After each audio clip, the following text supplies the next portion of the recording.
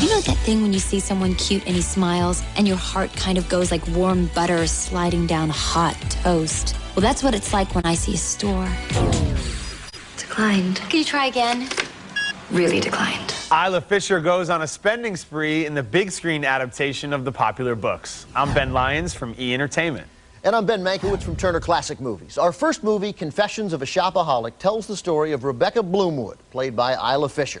She's an aspiring journalist, but like Woodward and Bernstein, she knows you can't win a Pulitzer unless you're wearing Jimmy Choo shoes and carrying a Marc Jacobs handbag.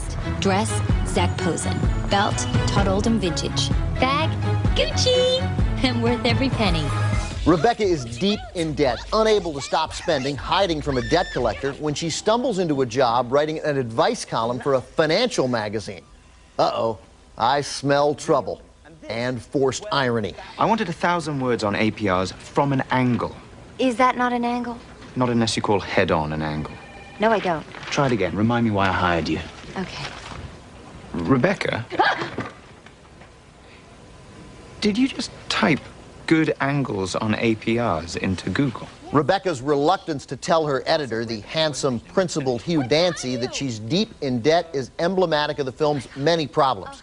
Every conflict feels totally artificial. One simple conversation could have avoided every contrivance. Just tell your boss you're in debt and therefore understand the problems of the average consumer. The movie totally abandons any sense of reality and plausibility. It seemed like a long, bad Three's Company episode. Just tell Mr. Furley you're not gay and get it over with.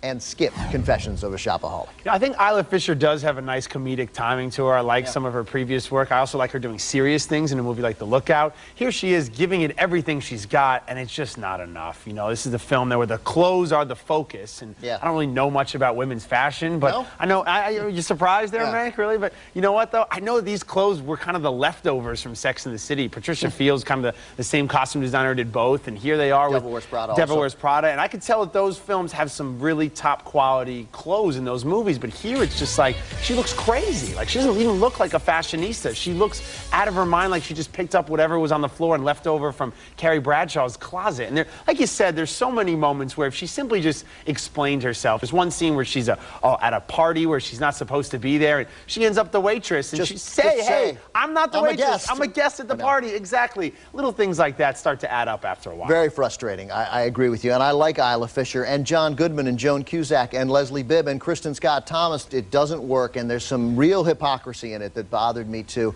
This is a movie that's warning us against the dangers of being slaves to labels while at the same time celebrating those same designer brands. I don't mind a little hypocrisy, but I think this was artless hypocrisy. Mank, no surprise here. I'm gonna have to say skip Confessions of a Shopaholic.